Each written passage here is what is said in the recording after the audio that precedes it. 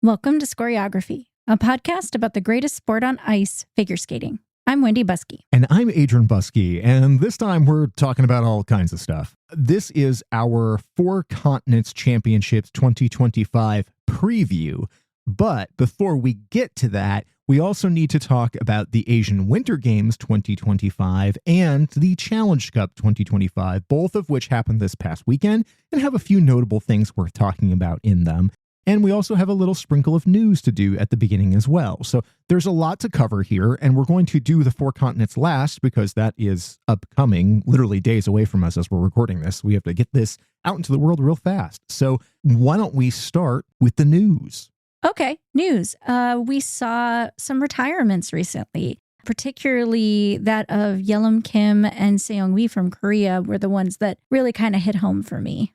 I've talked plenty of times on this show that Yelim Kim is one of my favorite women skaters. I am not at all surprised by this retirement. She has definitely been diminishing over the last couple of years. I know she's been dealing with back injury. That's made a lot of her training and competition really difficult. And I think that with both her and Seong-wi over this last year, you would see them go to like Grand Prix events, place really low, and not look very put out about it. They both seemed like they were unsurprised by their scores and pretty at peace with them.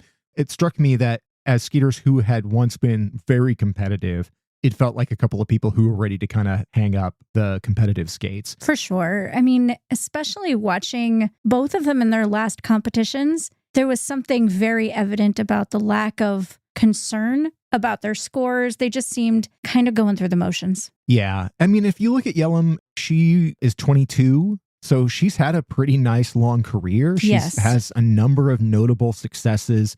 I will still continue to watch one of my favorite performances from her, which is a exhibition skate at the Evening of Champions event from a couple of years ago, where she did the 1,000 Years program. And it is just gorgeous and lyrical and emotional, and I think one of the best things I've ever seen her do.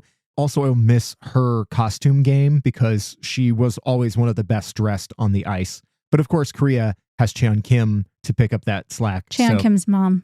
Well, yes, Cheon Kim's mom is killing it all the time, but Yelim's costumes were sort of legendarily great. Seong-wi is only 19. Which is wild to think about, retiring at 19. Yeah, unfortunately, that feels often par for course for Korean skaters. While they've got a few that have a lot of longevity, notably, we just saw the retirement in January from Davin Choi, and she was 25. So she stuck around for quite a while, but a lot of them don't make it into their 20s. So anyway, it's a shame to see them go. But again, not surprised, but it does particularly hurt when the best Ina Bauer in the business goes away with Yelim, but hoping for the best for them for whatever comes next. Well, other news, there is another competition happening this weekend that is filled with a lot of very notable skaters and also has some mystery/confusion around, like, what does it mean? At least to me, and a little bit of chatter I've seen online. It's the Road to 26 trophy. It's happening in Milan, where I believe the skating events are going to be happening for the Milano Cortina Games in 26. I don't know how these affect qualifying. It's not the official qualifying event that's happening in September, but it does seem to be an important competition and has a lot of notable people at it, specifically one Isabeau Levito. I got to be honest, I don't understand this event at all. I don't really know what it's about. And I only saw today that Isabeau had been added to it, which I thought was really unusual. I know that while in the last week or so that she's been sort of doing the media circuit, promoting the upcoming Olympics, you know, when we talk about the MBCification, it starts with that. But I guess she has been saying that ankle injury is fully healed and that she's ready to get back on the ice. And so I guess that this is a good opportunity for it. But I just really don't know what this event is. Well, in Isabeau's case, I think that we're seeing her here as making sure she shows that she is going to be able to compete at Worlds and earn that spot so that they're not looking to an alternate to give that spot to. But I find it just really interesting that we're going to see people like Kevin Amos here. We're going to see Tequila and Versluis here. Caroline Green and Michael Parsons are going to this event. And that's just a few. It's a pretty long list. Sota Yamamoto's on this list. It seems like a get your numbers to make sure that you are next year still going to be in the running if you're not necessarily going to be at Worlds? I don't know. I'm a little confused. I don't think I'm right about anything I just said other than the people that are competing, but I'm going to try to just go with it. And I mean, honestly, I'm just excited to see Isabeau. Well, let's take a look at the Asian Winter Games. That ended up being a pretty fancy event. Looking at sort of the pageantry that they had set up around that, the scale of that was just so much bigger and more elaborate than what I was expecting. It looked like it was a lot of fun. The walk-ins just straight up looked like the Olympics. It was kind of crazy. Yeah, they really did. There's a very stark difference between watching the Asian Winter Games and then watching Challenge Cup. Oh, we should not be comparing those things. No. I know they're very apples to oranges, but it's tough to watch those in the same weekend and see the differences there. But I think the big takeaway from the Asian Winter Games is a couple of very surprising wins for Korea. And I think starting off, let's talk about Cheon Kim winning the women's division. Yeah, I mean, Cheon Kim showed up here, did 2 gorgeous programs. And while I don't necessarily feel like she showed the same emotion that she had shown in other competitions we've seen earlier, there was definitely a confidence and a strength to both of her programs. She just looked ready and solid and undeniable compared to Kaori Sakamoto, who she beat here very handily by over 8 points. Kaori looked really strong in the short, but that long program still just doesn't seem to be the place where she shines. I think you're right on with Cheon Kim's programs have looked better at other times in the season or been more affecting. However, I think that strategically she was going into this knowing that Kaori has some vulnerabilities this season and that if she skated fully clean and really precisely, she might pull it off. And Kaori has left room for people repeatedly this season. She has just not, particularly in that free skate, always been able to keep it all together. And she very much did not do that here. So an almost 8-point win for Cheon Kim is a pretty big deal here. Also a personal best. Yes, a personal best in both the free skate and her overall score with a 219.44, which is a strong number. That's a big score. That is a very, very take a look at me type of score. You know, we've been saying with Cheon since the beginning of the season, from the first Challenger Series events, that she looked like she could be a world champion this year. When you look at the run-up that we'll have at Worlds, where you have Kaori Sakamoto and Mona Chiba and Amber Glenn, like all 4 of those women are in a similar playing field when it comes to their scores, like their top scores. Kaori, of course, has like the highest ceiling overall, but also a lot more mistakes this season. So I think that door is pretty wide open for Cheon Kim to take the whole thing. Also here, I thought Hana Yoshida looked really nice in the bronze position with a 205.2, quite a ways back from first and second. And still, these programs don't look flawless, but I like them. I think they looked as good as I've seen her do them this season. I really love Hana Yoshida. I agree with you. The material just hasn't worked as well this season. I'm already excited to see what she does next year, even though she as well will be at the road to 26. So we'll see some more of these programs again. There's also a lot of these skaters are doing back-to-back international competitions this week, which has me a little bit worried. And right alongside that, and fourth here was Kazakhstan's Sofia Sondlina, who I wasn't super aware of before we saw her at University Games, but she was pretty impressive there.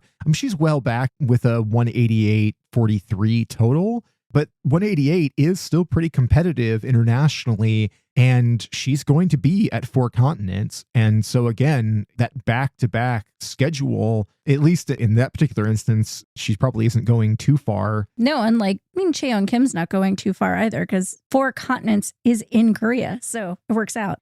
But speaking of those from Korea who have back-to-back weekends of competition, Junwon Cha. Can we talk about Junwon Cha? Because he is the men's champion of the Asian Winter Games. Yeah, and the first Korean male figure skater to win gold at the Asian Winter Games, which is a big deal. And that somehow, in the process of winning that, he also managed to get exempted from mandatory military service in Korea, which is a big deal. If you're a K-pop fan like me, you know that all the male K-pop artists eventually have to leave the industry for a little while, serve mandatory service, and then come back. Like all of BTS has been doing that over the last couple of years. to get the nod in this way to be able to get exempted out of that is a big deal. I don't know how it works, but congrats to June. June just did something that BTS could not.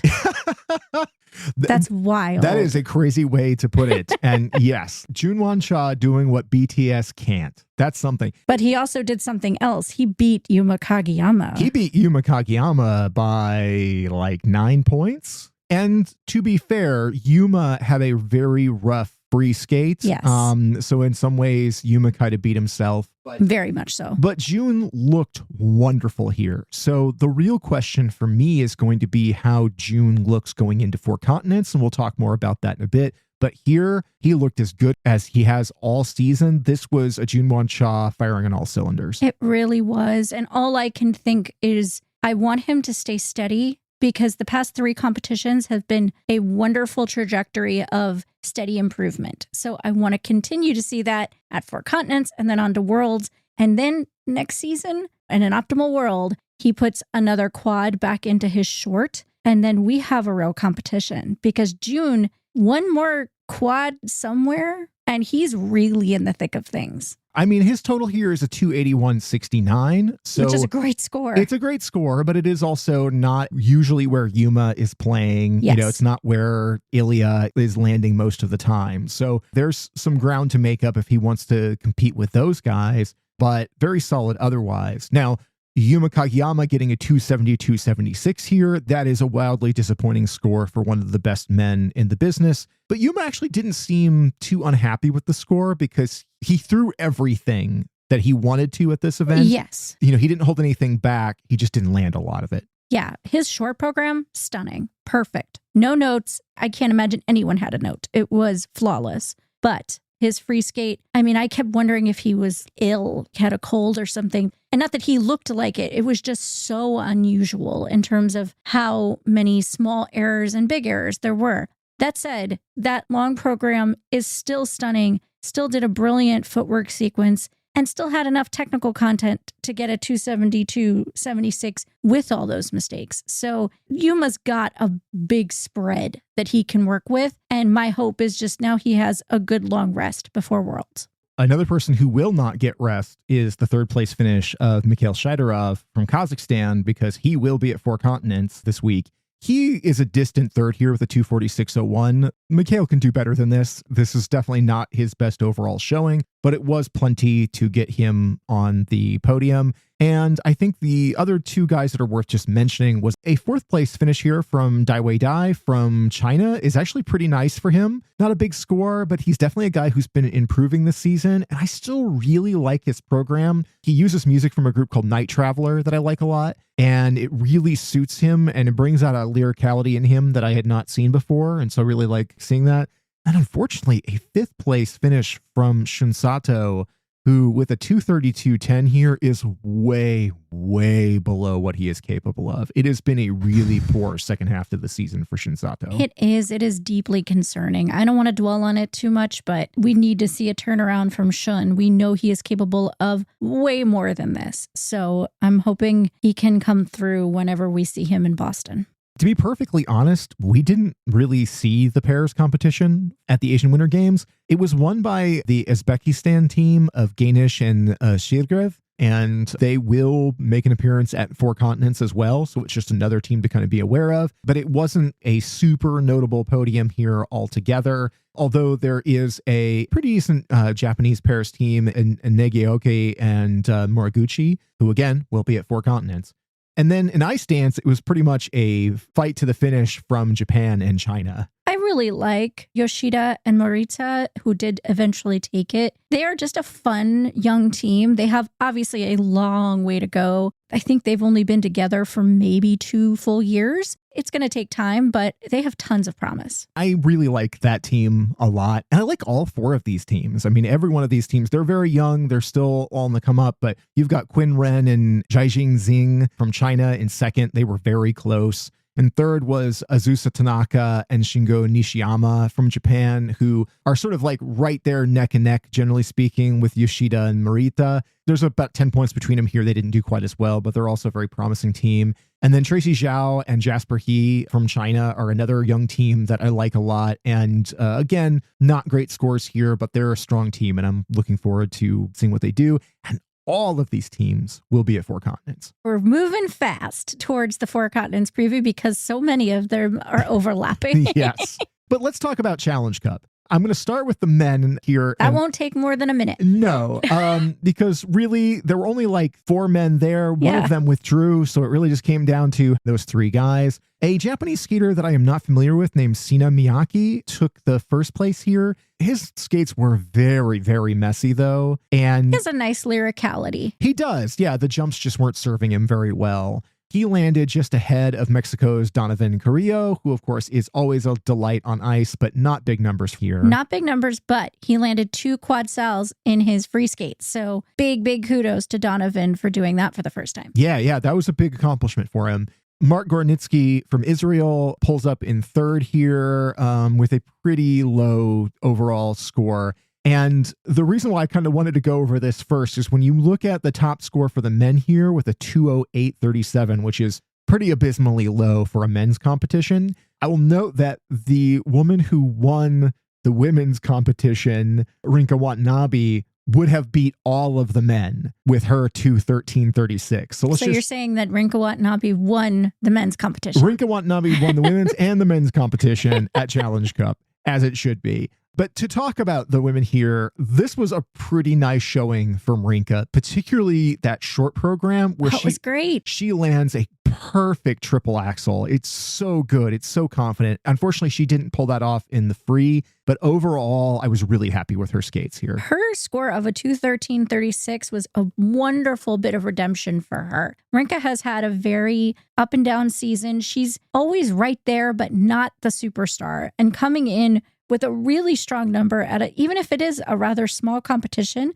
she beat her countrywoman Rion Sumiyoshi, and I think that that's wonderful for her confidence going into next season. I fear sometimes that Rinka Watanabe is one of the elite Japanese women who gets kind of forgotten about sometimes, whether it's because she's not as flashy as some of the other skaters, or it's because she's a little bit older, or whatever it is. The Rinka is terrific. She has such a fluid style, yet with a lot of muscularity and strength. She doesn't have quite that explosive charisma like a Kaori Sakamoto does, or quite the big, bright personality that you'd see out of a Mona Chiba or out of a Hana Yoshida, but she is just so smooth, so fast. The jumps when they're on, are really, really sharp. I do wish I liked the music in the free skate a little bit better. It feels like it gets a little muddy towards the end of that program, but overall, I really have always enjoyed Rinka skating, and I liked what I saw here.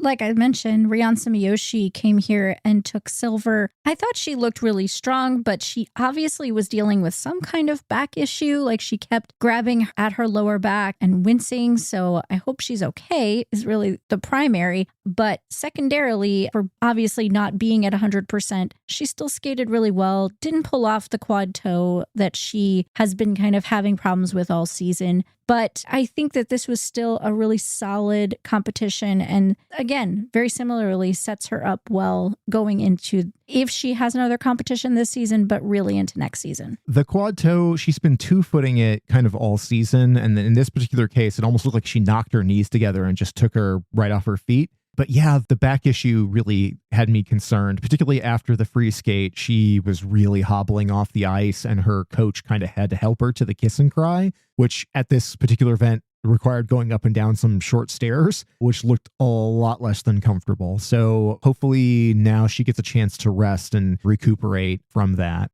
There was a Japanese skater that I'm not super familiar with, Mako Yamashita, who came in third here, but she came in third with a 198.46. So even though this is a Japanese skater who I don't know very well in a very small competition, this is one of those could have won Skate America kind of scores, right? Our evaluation the theme. Mako is a very nice skater. I think there's a lot about her skating that still looks fairly junior.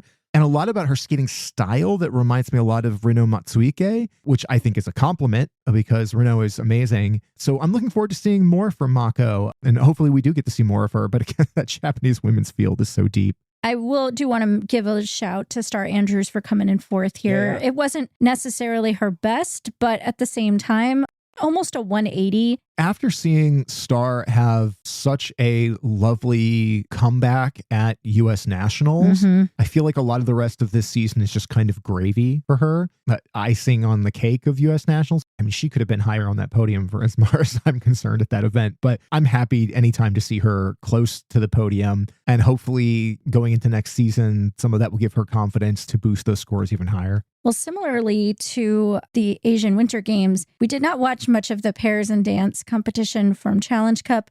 We did see the long program from the gold pairs team of Medalkina and Berlava. It wasn't their best, but it was strong. 203.92 isn't bad. It's not as good as they're capable of, but they earnestly won. I just did feel very much like at the end of it, as per usual, kind of with them, we saw the lack of connect between the two of them. It's not bad. It just always feels like I wish I would see just a little bit more of a connection with them. The big detriment here was just in their side-by-sides continue to be problems once in a while. They still have some of the best throws. Metalkina's landing is Her incredible. running edge is beautiful. And a lot of Luca's footwork in the lifts are pretty amazing. But I just feel like they're two people who don't look at each other on the ice. Even when they're finished, a good portion of the time, it just feels like they don't make eye contact, and it does feel strange. Even in the kiss and cry, it doesn't seem like they make eye contact. It just feel like people who are co-workers who don't hang out after work. There's no happy hour. Right, yeah. And, I shouldn't make any kind of judgment on that because, they're doing their job on the ice, but it always does feel a little bit weird.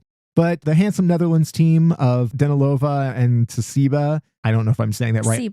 Tsiba. I always call them the handsome team because I can't get their names right. They're always really nice to watch. I like their skating style. They are well back here, almost 40 points or so, 35, 40 points back from first. And then the Polish team that I enjoy a lot, and you would talk about somebody whose name I struggle with because she does not have enough vowels in her name with too many letters. Chechnya and Wozniak. And yeah, this is easy. Yeah, Wozniak's easy, but Chechnya, kind of fun though. It is.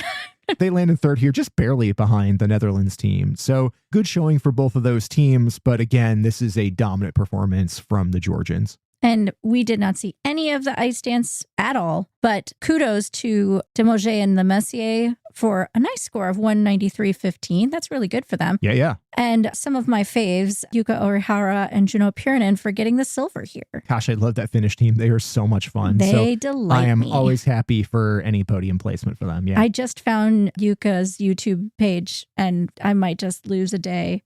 She's so entertaining. Oh my gosh, I didn't know that she had her own YouTube channel. Yes. Oh goodness. Yeah, we'll have to reserve some time for that, for her big theater kid energy. Super big. Yeah. Love.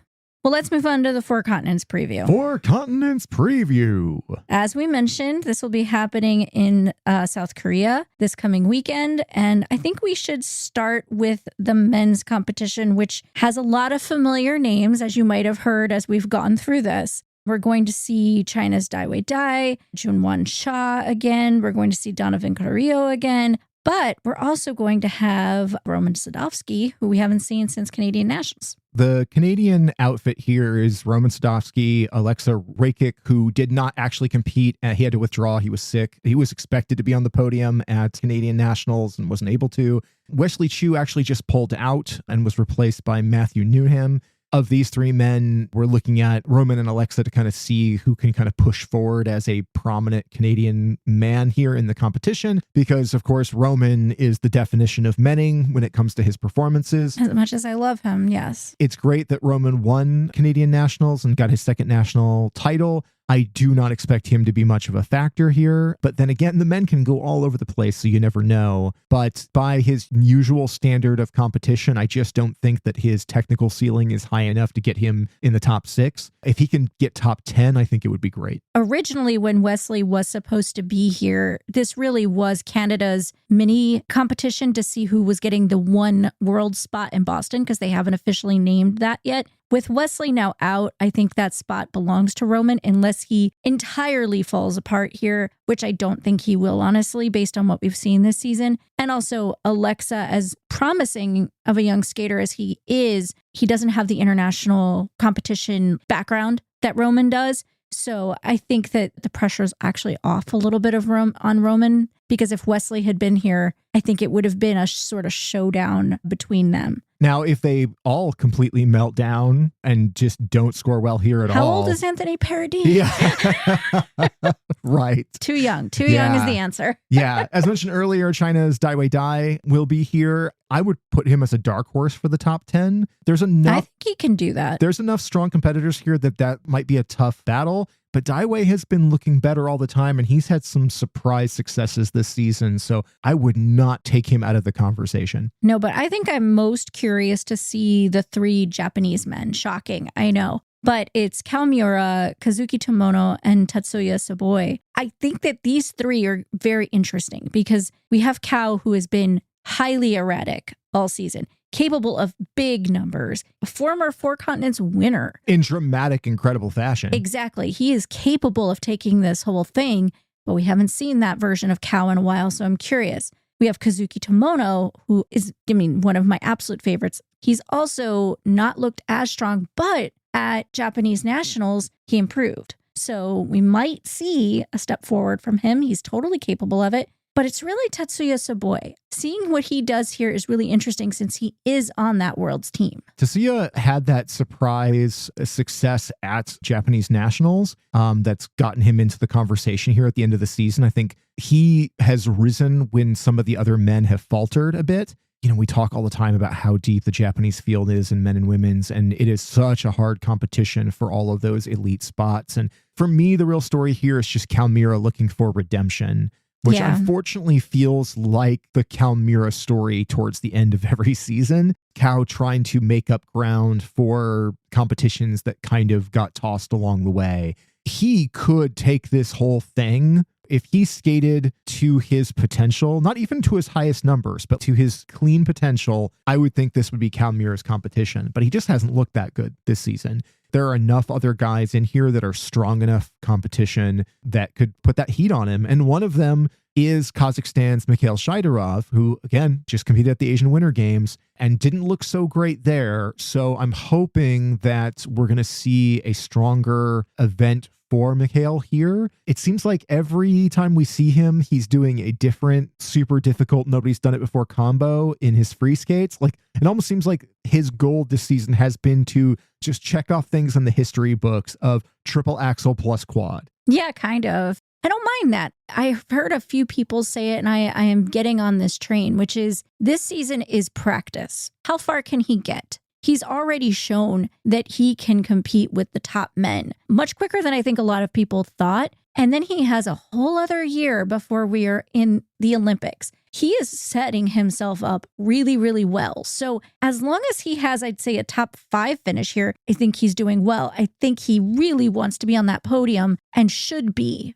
Categorically, if you look at the numbers, he should be on that podium. So hopefully we see that from him here, because I do really feel like he's just stair-stepping his way through this season towards the Olympics. Yeah, I just kind of wonder if he's just figuring out how to push his technical ceiling higher and higher. I wish he would spend some more time on his spins because they don't look great. No, his spins are weak. He's working on it. He's working on everything. I love watching his social media feeds and seeing that he's really putting in the time off ice as much as he is on. And then, like we mentioned, Junwon Cha will be here at this event. He'll be joined by his teammate, Seong Lee. I wouldn't have super high hopes for Seong Lee. I always like him as a skater, but I don't think that what he's done this season has promised a top 10 finish here. But Junwon would be my candidate for the top spot here based on what else he's done, as long as he doesn't flop. Because back-to-back competitions like that, after he was just so good at Asian Winter Games, he could either come in here riding that high,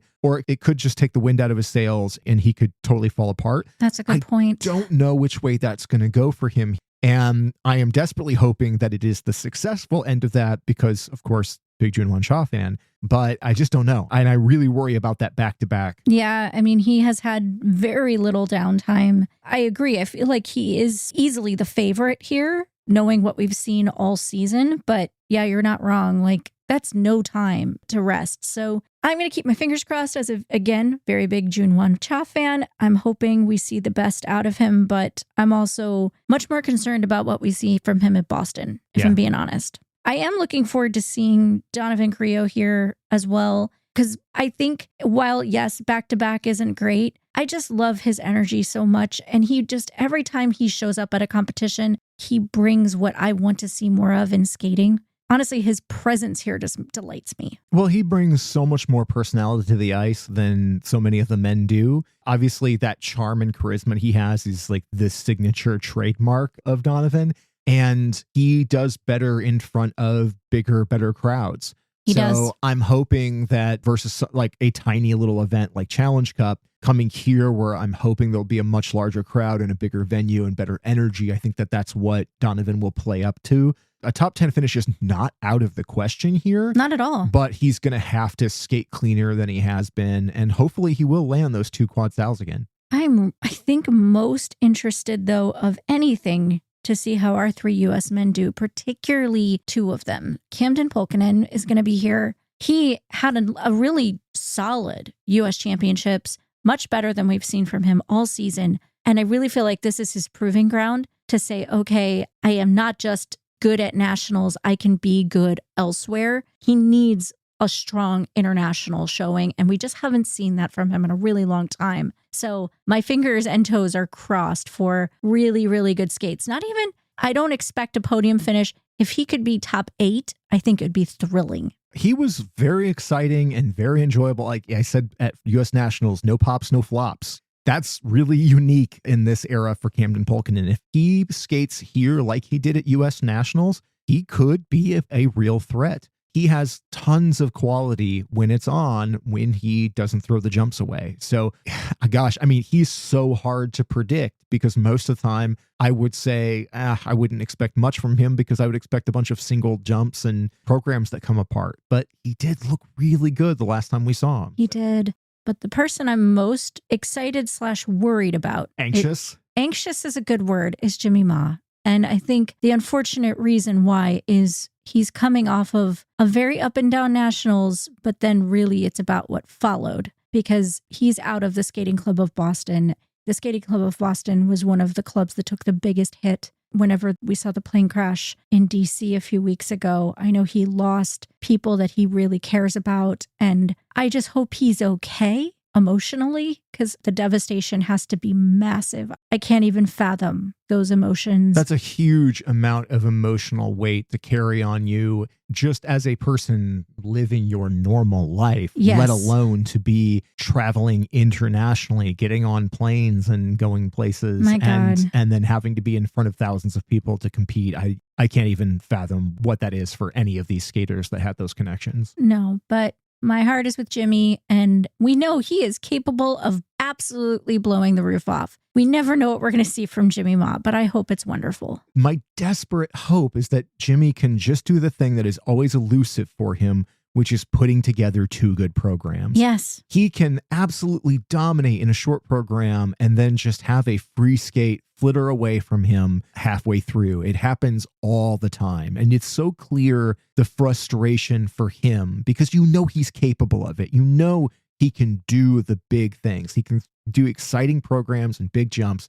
I do think this free skate lacks the second half energy that he thrives off of. I think I said in the U.S. Nationals one that if there isn't a beat drop in the middle of that program, it doesn't serve Jimmy Ma. Yeah. And I worry that in his attempt to do something that was a little bit more mature, he moved away from one of his strengths. But like you said, fingers and toes crossed for Jimmy that he can pull it all together here. I would love to see Jimmy really show up and prove that he's still in this competition for a good reason. Yeah. And we're also going to see Tomoki Hiwatashi here. He had a bit of an up and down nationals. He is a volatile skater. Yeah. Can be very exciting, can be a complete disaster. I hope we see the very best from Tomoki and all of these guys. So I don't really have a big prediction there. I'm just trying to be optimistic going in. What do you think the top 3 looks like here? I mean, it's a tricky one. This is a tricky one, but all right, I'm just going to go with it. I'm going to say Junwon Cha, gold, Mikhail Shidorov, silver, and why not? I'm going to say Tatsuya Saboi, bronze. I was going to say the exact same thing. What? Yeah, that was the same way I was going to go with it. I was real on the flippy floppy between Kao and Tatsuya. And so maybe to be contrarian, I will put Kao in that third place spot. Fair enough. But yeah, that's where I was leaning as well. Well, let's move on to the women's competition, where I am very, very excited to see Alyssa Liu, Cheon Kim, Haein Lee. I mean, this is a really nice group. Oh, yeah. The women's competition here is like a mini world. There is a lot of firepower in this one. We get Wakaba, we get Mona. It's like, this really is going to be a nail biter. Yeah. So let's start off with Canada, though. We basically get the whole podium from Canadian nationals. Yes. So Maddie Schizas, Sarah Maud Dupuis, and Catherine Midland Spence will be here. The only one that's a real threat for the top 10, I think, is Maddie Schizas, and she was looking much stronger than we had seen in a while at Canadian nationals. These programs suit her. It was a really big risk to change programs right before nationals and come out with an entirely new free skate, and it worked. Good for her. She's loved, very obviously, that short program all season. It looks great on her. I am always questioning a Lion King program, if I'm being frank, but it works on her. And the free skate looked much better than the one she had previously. I think she could be top 5 here. It's possible if she skates that well. There's a lot of very, very talented skaters ahead of her, but there's also a lot of skaters that are less consistent. And considering how good she looked at Canadian Nationals, I'm going to give her the edge there. I wouldn't expect her to be in top 5, but that new free skate is dynamite and could push her over the edge depending how everybody else performs. Sarah Maud Dupuis looked amazing at Canadian Nationals, but she doesn't have the technical ceiling to really get way up there. I'm a big fan of Sarah Maud, and I'm trying to say her name correctly because I was corrected on that after our last episode. Those tricky French-Canadian names. I always enjoy her skating, and so I'm just hoping that she gets a good performance here. I wasn't super familiar with Catherine Midland Spence from before. She's got some nice jumps, stronger technical than a lot of the Canadian women have. So again, I'm not expecting a top 10 finish, but I do expect her to put a very competent skate together here. I agree. Japan is really the place where we're either going to see big, big numbers or kind of the most risk because they have the highest technical content outside of Cheon Kim and a couple of the Americans. We have Mona Chiba here, who has been so good this season, just so good, that it's hard to not feel like she's the favorite coming in, even though we have some other extremely strong competitors. Mona Chiba is a delight, and her programs are very strong. She keeps being kind of squeaked out by some of the other women, both in Japan and beyond. She's always right there near the top. And so I would definitely expect her to be in the top 3 here. But where is a real good question and will depend a lot on, as always, how everybody else does. But when you look at the success this season from Wakaba Higuchi, like just how well Wakababy has been doing. I love Wakaba. Yeah. So happy. Yeah. I mean, she has been terrific all season.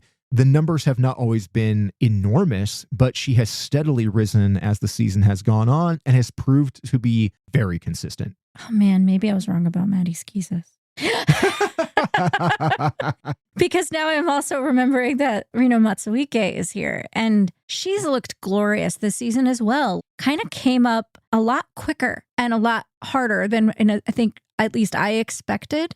And she's still got some junior elements in terms of like her interpretation of music, but her edges, her line, her footwork sequence is just maybe the best of any of the women this season. There's so much quality to what she does, and she just keeps getting better. So maybe it's just going to be a Japan. No, man, I'm already starting to predict, and it's hurting my head. Well, with Rino, typically she has not always had great short programs, but she has come back miraculously in her free skates. But yeah, I mean, it has been such a battle between all of the Japanese women this season.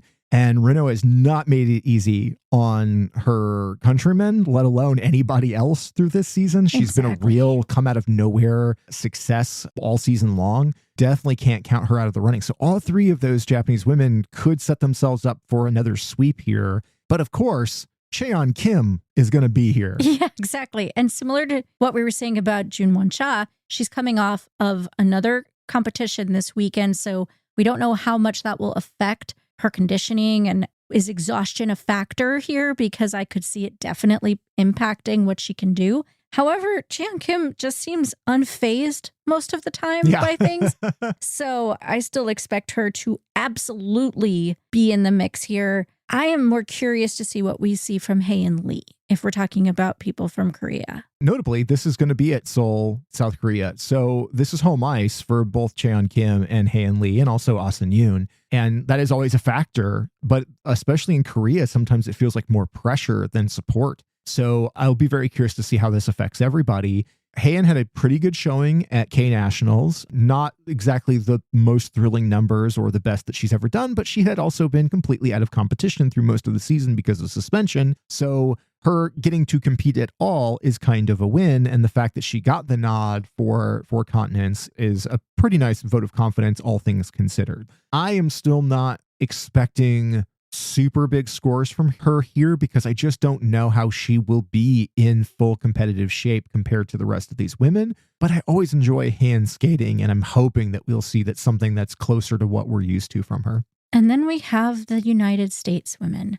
We have Alyssa Liu, Sarah Everhart, and Brady Tennell. That group is really strong, but also not always the most consistent, except for Sarah Everhart. Sarah Everhart, I feel like you can just absolutely count on to go out there and do her job. She will not, at this point in her career, be the most exciting skater, or the one who will move you the most, is probably a better way to put it. Yeah. But she will land those jumps. She will commit, and she will make you fight. And I love that about her. A note that I read in the Nicecapades newsletter about Sarah Everhart was that writer said that they think Sarah Everhart's job at this event is to go in and make them regret not naming her to the world team. Totally agree. And I think that is a spot on observation. I think if Sarah Everhart has a goal, it's not just to do well here, but it's to go, hey, dummies, you should have put me on that team. See, that's really interesting when you think about the fact that it's the same weekend that Isabeau is competing at that road to 26. Because really, Isabeau was the one who got the spot that Sarah Everhart would have gotten. But if she doesn't look prepped and ready, they could still name Sarah to that team. So I hadn't thought about it from that angle of being kind of competitive without being at the same competition. It's going to be hard to take Isabeau out of that world's competition, especially with it being in Boston. Yeah. You want the one who is, she's on all the posters and the media for the Olympics. You want Isabeau's face there. The U.S. Fed is going to send Isabeau to Worlds unless she goes to this other event and completely falls apart and does something. And withdraws. Yeah. She's going to have to be miserable there. Like, if you were just going by scores wise, Sarah Everhart could win 4 continents and they still wouldn't send her.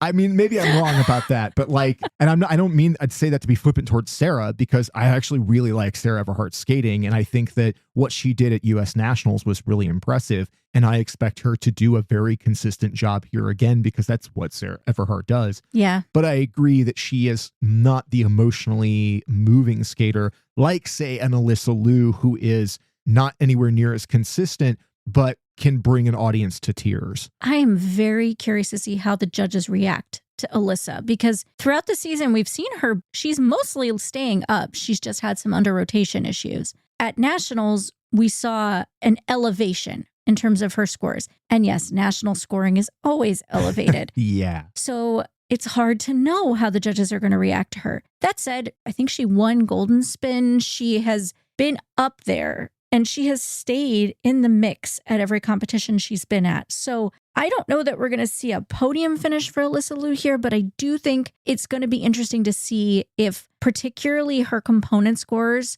start elevating, because if she brings that same level of emotion that she did at Nationals, I want to see how international judges react to that. I think it just comes down to Alyssa Liu's conditioning, because we see her gas out in the second half of her free skate. Yeah. And if you look at some of the other women in this competition, whether it's a Mona Chiba or a Wakaba Higuchi or a Jaehyun Kim, or hell, even a Maddie Schizis, we've seen them go through full power through entire free skates and end them as strong as they started. Yes. And Alyssa Liu has not demonstrated that ability yet in her comeback. My hope is that the time that she's had off, that has been a big focus, because everything else is there. I mean, they did work on some of the rotation issues. She definitely has been under rotating. But the big thing is just being able to finish that program in style. Yeah, agreed. And Brady Tennell cannot be counted out ever. You never know what you're going to get with Brady. She has been solid, if not exciting, this season.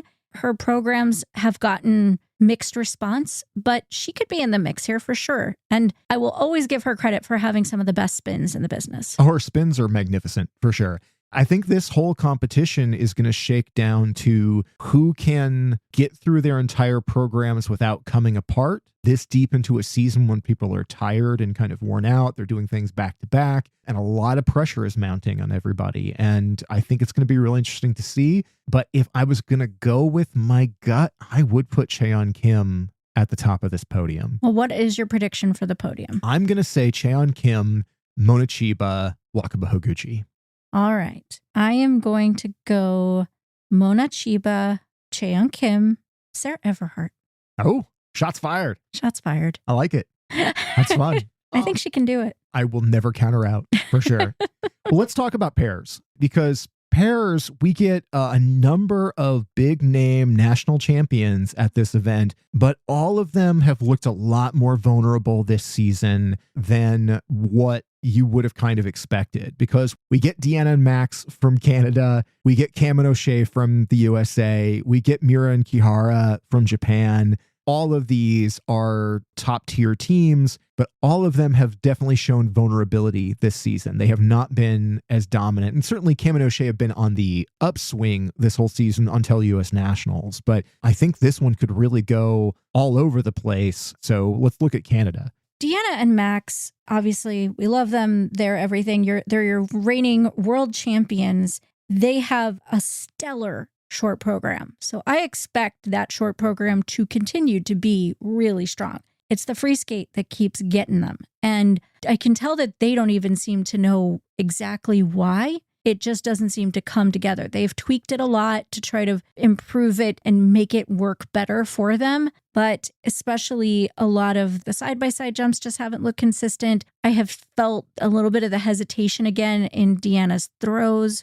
Just little things that you can tell are frustrating the heck out of both of them, but especially Deanna. Yeah, I think the layout in that program is just not quite right. I don't know what's up with off. But that said, they are such fighters. And what we saw last year from them was a lot of on and off moments, and then they came through in the biggest moment. So I want to hope that we're going to see something like that from them here. But their countrymen, Leah Pereira and Trent Michaud, also looked really good at Canadian Nationals, and I think are really going to be a factor here. Leah and Trent were super strong the last time that we saw them. I would not generally through this season have thought of them as a major factor, but the last time we saw them, they looked as good as I have ever seen them.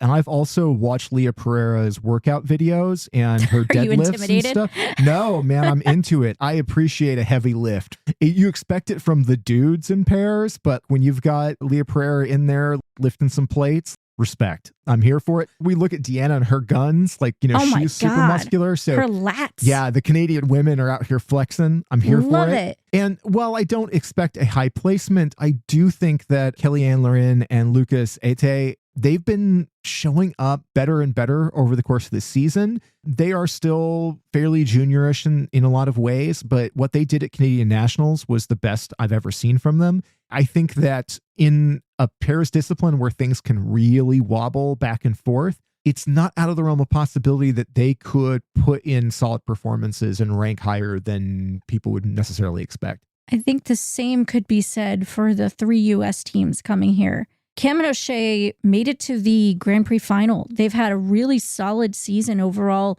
showing tons of improvement. But that long program at U.S. Nationals was devastating.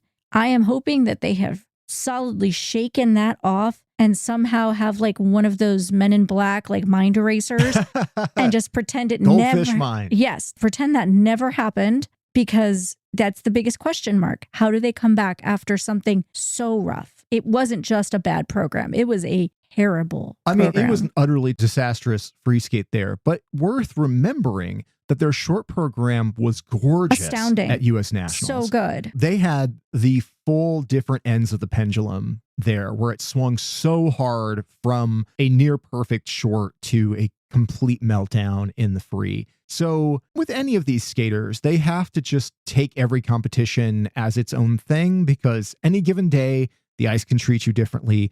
It just clearly treated them very poorly. So, but they have something to prove here. They do. They need to come back and show that that was an absolute fluke. But speaking of teams that also have something to prove, I think it is our U.S. national reigning champions, Efimova and Mitrofanov, that need to now come out there and show, okay, that's not the fluke, that we had the moment at U.S. nationals where they definitively won, but they also won over some really terrible skates from a couple of their competitors.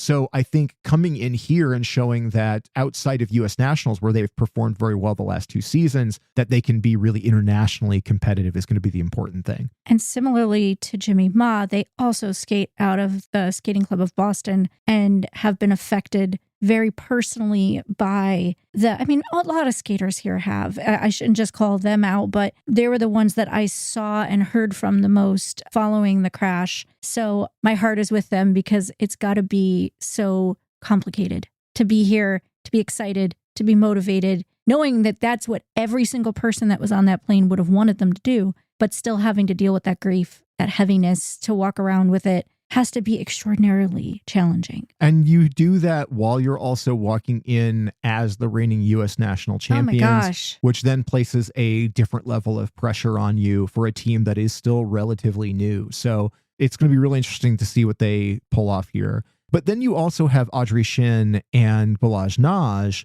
who coming into this don't really have any expectations because this is their first season. This is really the U.S. Fed trying to get them significant international competition experience before next season, because they show so much promise. So much promise. And also we have to call out the fact that several of the top teams in the U.S. will not be able to go to the Olympics unless a miracle happens, as far as I know, because of citizenship. Efimova and Mitrofanov have this problem, even if they're national champions next year, unless she is able to get citizenship, which is highly unlikely at this point. She won't be able to go to the Olympics yet as a U.S. citizen. And the same could be said for the silver medalists at this year's U.S. Nationals, McBeath and Parkman, because he doesn't have citizenship yet. So getting Audrey Shin and Balazs Nagy here gets them that international experience that they're going to need in order to get enough points and experience and exposure, so that if they continue to progress and we have 2 teams going to the Olympics next year, that they are able to possibly be one of them. This is a team that have not even been together a year, and they showed up a lot of other more experienced teams at U.S. Nationals. I think they landed 5th there, even though some of their technical ceiling still needs to be raised because some of their pairs elements need some work. Their throws, their side-by-sides, those are all really sharp because you have Audrey Shin, who just came out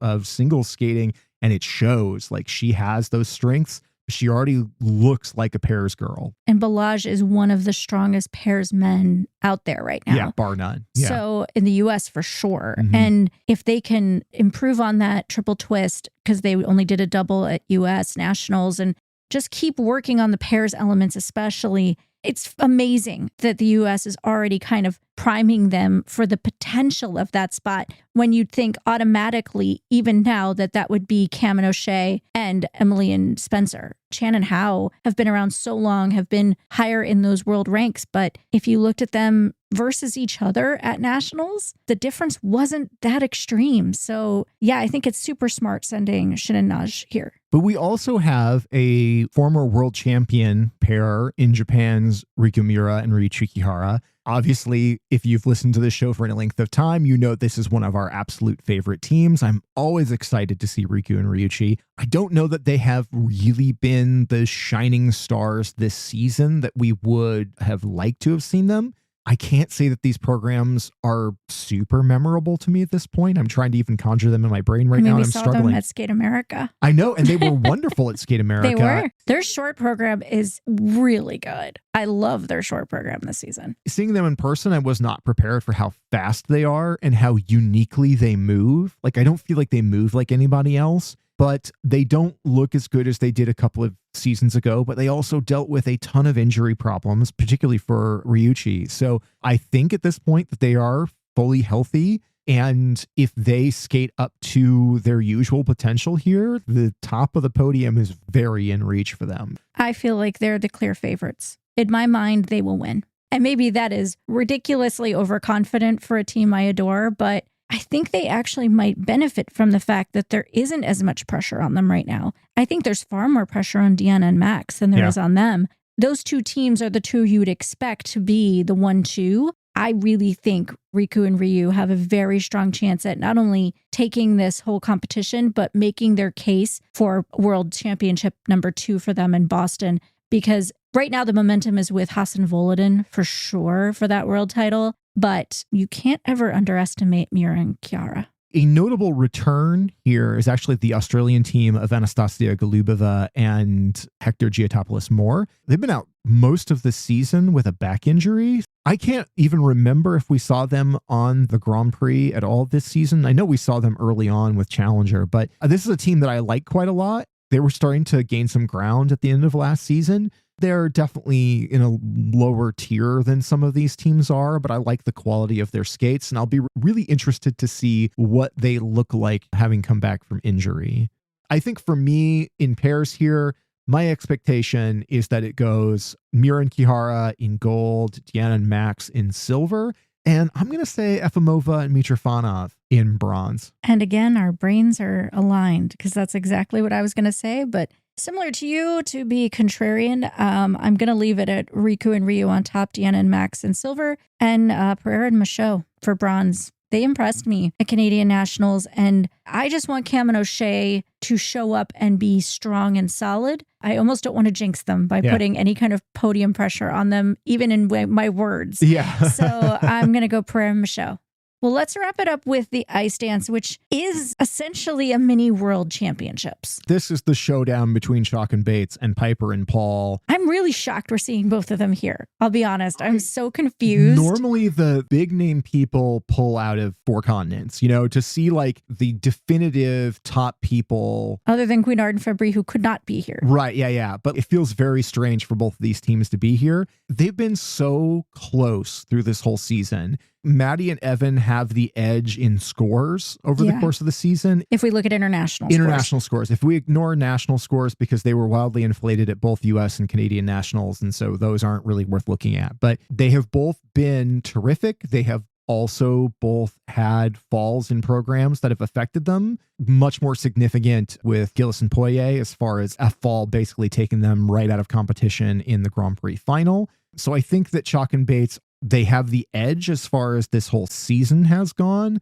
but this is ice dance. It's going to be like what the judges just feel like that day. It kind of seems that way. Like these teams are all but tied, and you add in the Italians and toss them in the air, and whoever happens to be the preference that day. They're all extraordinary in very different ways. I think Chalk and Bates do have the edge here as long as they're perfect. If they miss a beat, Piper and Paul will be right there, and the same can be said the other way around. They both have to be flawless. They both have to be flawless, especially knowing that the other team is right there, especially right before Worlds. And because of how political and momentum-based ice dance is, it almost makes me more nervous for this competition than any of the other ones at Four Continents, just because it could have such ramifications. You know how when it's Oscar season for the Academy Awards, my God. and you start watching all the other award shows come out, and that seems to kind of influence or predict who will win the Oscars, like to the who point won where the Golden it makes Globe. it boring. Right, yeah.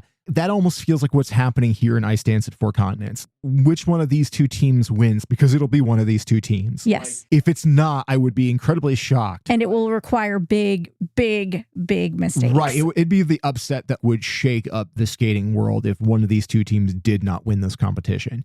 But I feel like whichever one wins here gets a huge advantage in the Worlds. Agreed. And Piper and Paul know they kind of have to win here to have a chance at the world title. I'm just being frank. They have to.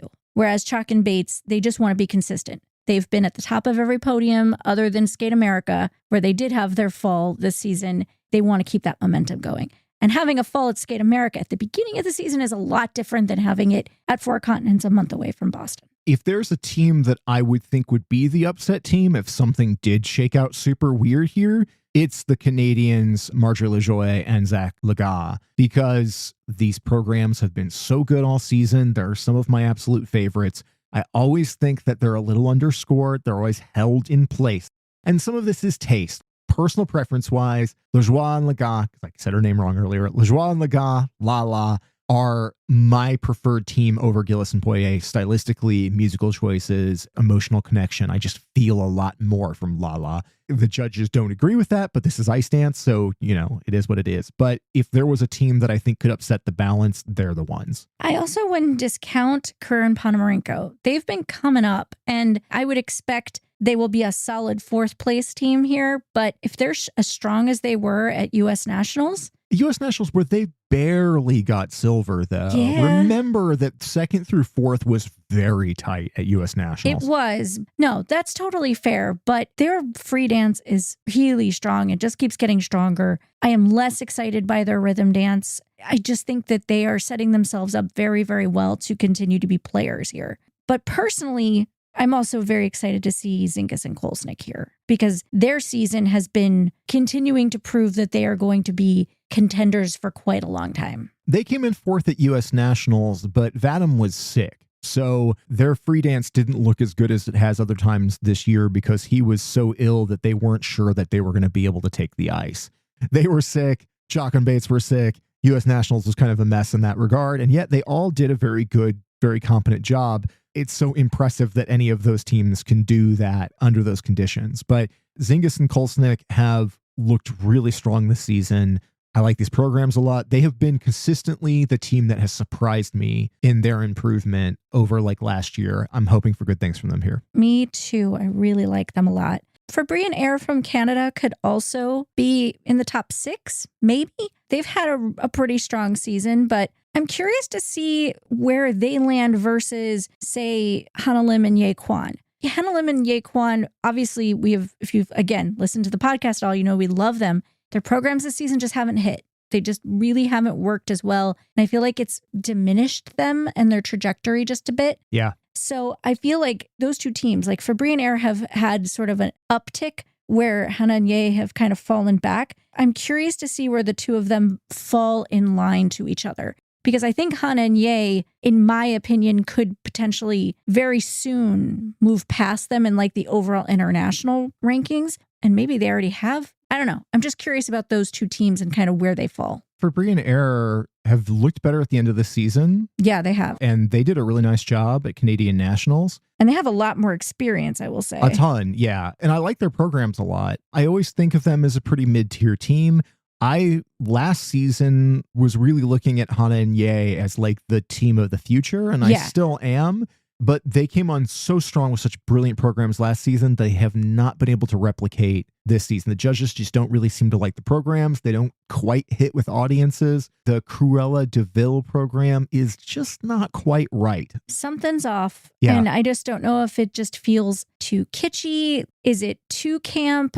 I don't know. I love how committed to character Hannah is, and she plays it beautifully. And they're both just such talented skaters. But yeah, it's just not there. That magic that they had last season just isn't quite there with this material. Rounding out the rest of it, Australia has Holly Harris and Jason Chen, who are an okay team, but generally are not playing at the higher level that a lot of these teams are. And I mentioned earlier that China and Japan both have 2 teams going to this that all just competed at the Asian Winter Games. They're all solid teams that are all basically fresh out of juniors. So don't expect them to place very highly here, but do watch them because they are fun teams. And I think that there's a lot of growth potential for all of them. So podium? I'm going real safe here. I'm just going to say Chalk and Bates, Gillis and Poirier, LaJoie and Laga. Same. Unless there is a travesty, I mean, huge mistakes, massive mistakes. That is exactly what I expect to happen. Question mark, like we said, is just which one of those top 2 teams does it flip? Fall out of a twizzle, land on your butt somewhere, and it can change everything. But And to be fair, like I said, Carrera and Ponomarenko, if Marjorie and Zach show any weakness, they could slide right in there. yeah, I think in ice dance, the thing is definitely don't screw up in the rhythm dance. No. Because you can't come back. If you mess up in the free, as long as it's not utterly disastrous, the judges can sometimes give you a pass. But mess up in the rhythm dance and set yourself back, and you can not make up that ground. It'll be curious. Going into our next episode, it will be the 4 continents recap. And I think we'll also know about that Road to 2026 event as well, of which I am still utterly dubious of. I don't quite understand anything about that, but hopefully by then I'll know something about it. So let us know in the comments what your podium predictions are. You might be hearing this right as this event starts. So it's coming right up on us like a freight train. So hopefully you enjoy it and then come back with us for the recap and for choreography. I'm Adrian Buskey. And I'm Wendy Buskey. We will talk to you next time. Bye.